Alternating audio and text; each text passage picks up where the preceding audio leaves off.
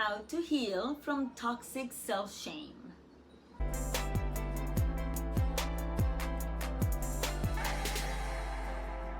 Hello, this is Jovanka from JovankaCiares.com, and yes, today we are going to talk about this toxic self-shame, this frequently reliving trauma from our childhood or past years, memories that are embarrassing and that generally help us feel distrust for ourselves and the world, and eventually leads to issues like self-loathing or chronic unworthiness. We don't want to ever feel like we are dysfunctional that way, and we all have struggled with one thing or another, whether it is feeling like you're a fraud or having imposter syndrome or having martyrdom feelings. We've all struggled with that.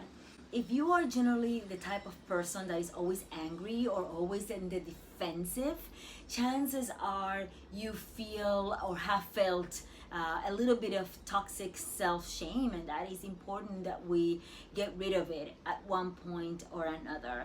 Obviously, it's very important that if you struggle with a mental illness or any other condition that you seek help from a professional. But if you consider yourself a relatively healthy person, how do you manage this? First of all, let's talk about the common core beliefs that a person with toxic self-shame has or might say to themselves on a daily basis. So if you're the kind that says things like, I am not worthy of love, I'm not worthy of anything, I am stupid, I mean nothing to the world, I am a bad person, or I'm a fraud, or I do not care, or I am defective, then chances are at one point or another you have struggled with this, and it's important that you take important steps and consistent steps to get out of these particular situation. Otherwise, it'll be really hard for you to change and evolve and become the best part or the better part of yourself that you're working so hard at becoming. So throughout the years, while working with coaches and as a coach myself, I've used 4 basic tips to help myself or others deal with the trauma that leads to that toxic self-shame, and I wanted to share them with you here, and here they are. But first, help me spread the word about natural remedies, vegan lifestyle, and healthy living by subscribing. Also, click that little notification bell so you don't miss any of my future videos. The look in the mirror exercise. So this one is easy in theory, but in practice it could be really triggering. So I want you first and foremost to acknowledge that. And then all you need to do is look at yourself in the mirror. You want to do this for 3 to 10 minutes at a time. Obviously you want to start slow and then move your way up. So you might be experienced when you do these feelings of disgust and shame and shyness and awkwardness, and that is okay, that's perfectly normal. Once you have released those emotions, then it is time for you to let the external in that is out. So when you look at yourself in the mirror, I want you to look in your eyes and genuinely say phrases of love. Things like, you are worthy, you are beautiful, you are amazing, I love you. And so perhaps you want to start with you at first. It's a little bit easier to talk to yourself in the second person, and eventually move on to the first person to say, I am amazing, I am talented, I am incredible, I am worthy, I am love, I love you. So while you want to start with the you, because it's easier, you don't want to stick to the you forever, right? We're not talking about somebody outside of you, we're talking to us within. And you want to, like I said, 3 minutes to start, maybe move up to 10 minutes. Eventually you want to start saying, I love you, I am worth it. But at the very beginning, from the start, you want to end with the phrase, I love you.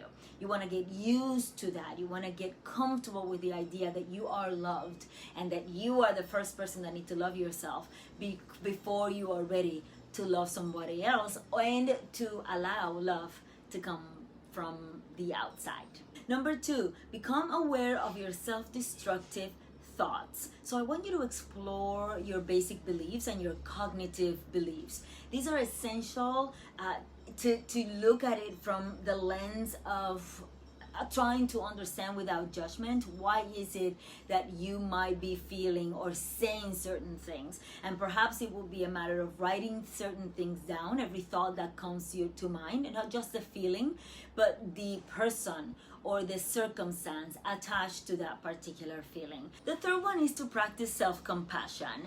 You may have seen a ton of YouTube videos where people are rescuing animals and or they might be doing something kind for another person.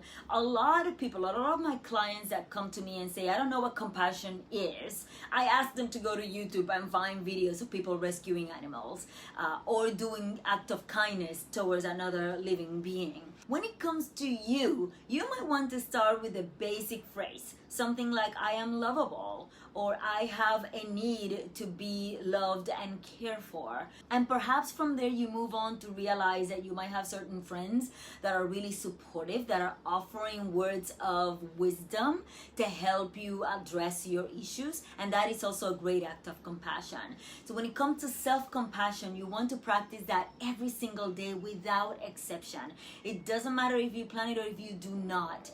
Just make sure that you are always looking to take care of yourself in some way, even if it's in a tiny way. This will slowly reprogram your unconscious, subconscious mind so that you become more lovable, more emotionally intelligent, more strong and capable of care.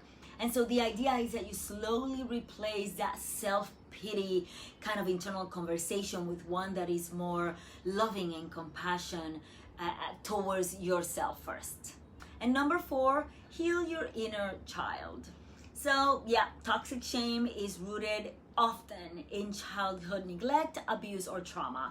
Even if you've had really loving parents that thought that they were doing the best, chances are they may have done something that caused you some trauma, and you've been carrying this throughout your entire rest of your childhood and into your adult life, and that is not serving anybody. So learning to communicate with your inner child and interact with that part of yourself to satisfy his or her needs for healing. The easiest way that I found to access feelings of your inner child that might have been depressed is by using certain practices. I love visualization, like closing my eyes and visualizing myself as a child and going back to that part of my childhood that might have been not necessarily happy. Meditation is also really fantastic, especially when it's guided towards that particular goal. I also love creative writing and creative drawing.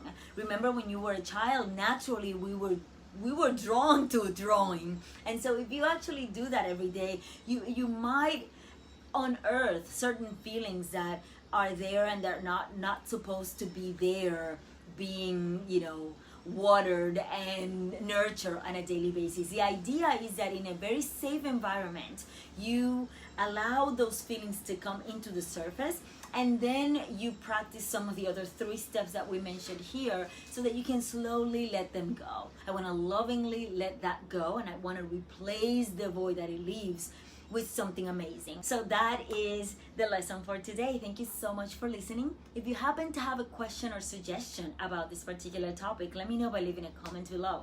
I want to hear from you. Make sure that you share this video with all of your friends all over the internet, and that you subscribe for more tips and a jolt of motivation for your healthy, happy, and beautiful life. See you soon.